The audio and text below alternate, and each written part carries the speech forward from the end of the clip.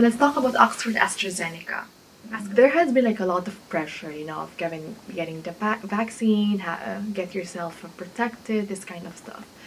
But then at that time, I wasn't sure. I don't know if I want to get it. I don't know if it's the right thing for me.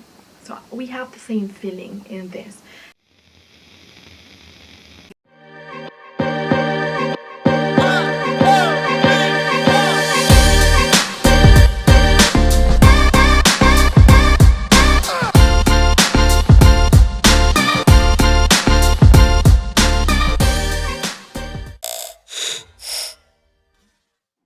Guys, this is Grace again from the PinayLondoner.com, the Filipino expat who makes videos on moving, living, working, saving, and traveling in the UK and beyond. So today we're gonna talk about the Oxford AstraZeneca vaccine. Compared to the first vaccine rolled out in the UK, which is the Pfizer, AstraZeneca uses a modified dead virus, which is adenovirus in this case. So this is the virus that's responsible for giving you flu-like symptoms or common colds, especially in winter. Think about adenovirus as like an anchor to which scientists attach the COVID-19 genetic code, and it helps our healthy cells to develop spike proteins. These spike proteins, in turn, helps our immune system to recognize the virus as an infection, and so our soldiers of the body, or the antibodies, will fight the infection should it encounter it for the next time. Okay, so much for that. In the hospital where I was working, like 90% of my colleagues has been vaccinated already, but at that time it was the Pfizer. And there has been a lot of pressure, of getting the vaccine, get yourself protected, this kind of stuff. But then at that time, I wasn't sure. I don't know if I want to get it. I don't know if it's the right thing for me. So we have the same feeling in this. And so I took a step back. I said, okay, wait, let me think about it.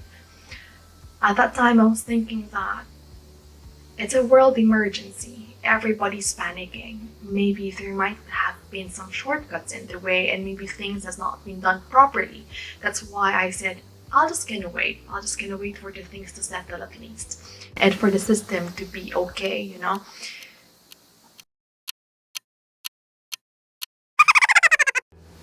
But then again, situation in the UK became worse at that time. And so I've seen situations in first hand. I've seen how patients struggle, and it made me think, I don't want COVID taking decisions for my life, I want to take control of it. I want to get protected. So that's it. I went to Google, I went to NHS online, and I did book for a vaccination. I'm gonna show you later on in the video on how to book COVID-19 vaccination if you're staying in the UK and if you're one in the priority groups at the moment when you see this video. Okay, so I think a lot of people are more interested in the side effects of when getting the vaccine. With me, I hate to break it, but it wasn't that exciting. I didn't have this kind of, thank God. No, I'm not asking for anything, but thank God. The pharmacist, which is like an angel, who did a jab for me, I didn't feel anything.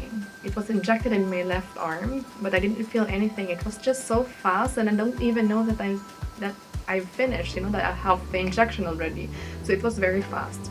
One of the common side effects that you'll get to encounter are heaviness in the arm, headache, chills. Most people will have that. In my case, I went home, and then in the evening, I felt tired, fatigue basically, but I cannot say if it's really from the vaccine because I'm always tired anyway from the shift. I felt tired and I had headache. I took some paracetamol and then I slept. When I woke up in the morning, it was gone. 5 days passed, 7 days passed, and now 2 weeks has passed. Nothing. There's nothing. I didn't feel anything. So I'm quite happy about that. But I've heard some stories that people got chills. There was one, not specific in AstraZeneca, some in Pfizer as well, in vaccine all in all. I heard people having chills and difficulty of breathing.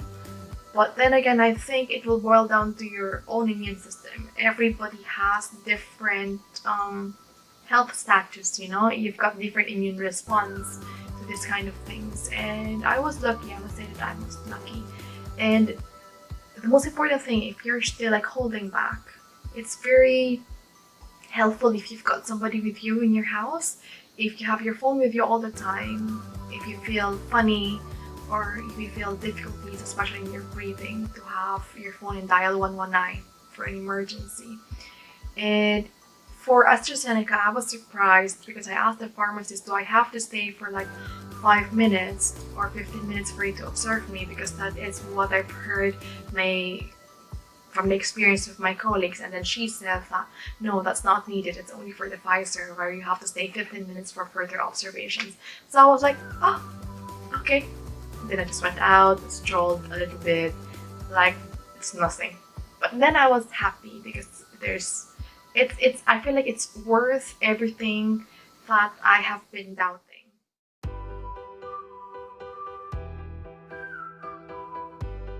So basically, if you live in the UK, you can easily request for vaccination schedule for free online through the NHS website. So you just have to search NHS vaccination booking and then you will arrive at this page.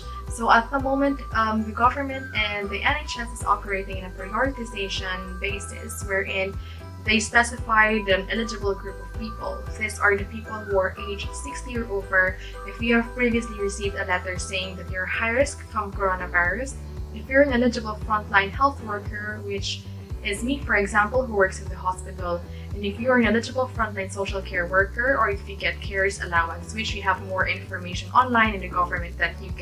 So if it doesn't fall in any of those eligible groups, you just have to keep posted and wait for further information to be announced by the government or by the NHS. So in the UK, we have 2 vaccines readily available, which is the Pfizer and the AstraZeneca. So these 2 vaccines should be given in 2 doses and ideally with 11 to 12 weeks interval.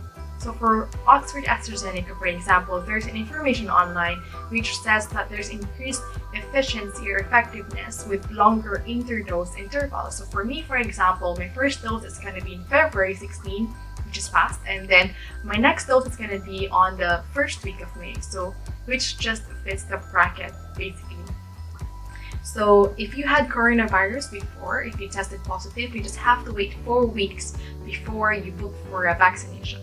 So just press book my appointments and then it will ask if you have your NHS number. If you don't, then just press no, continue other way, and then press your first name or type your first name and then your last name. Press continue. It will gonna ask you as well about your gender, and lastly, second to the last is your birthday, and then after that is your postcode. And you have to remember that it has to be the same postcode that you have recorded in your GP because they have to verify some details. So you just have to press continue. And at this screen, it gives me my booking reference because I already had my first vaccine. So to those people who booked for the first time, this page is gonna ask you for your preferred date or for your preferred vaccination center for your first dose and then for your second dose as well. And you just have to click submit or verify your details, as well as putting your email address, for example, to verify. So that's just it. So that's very easy.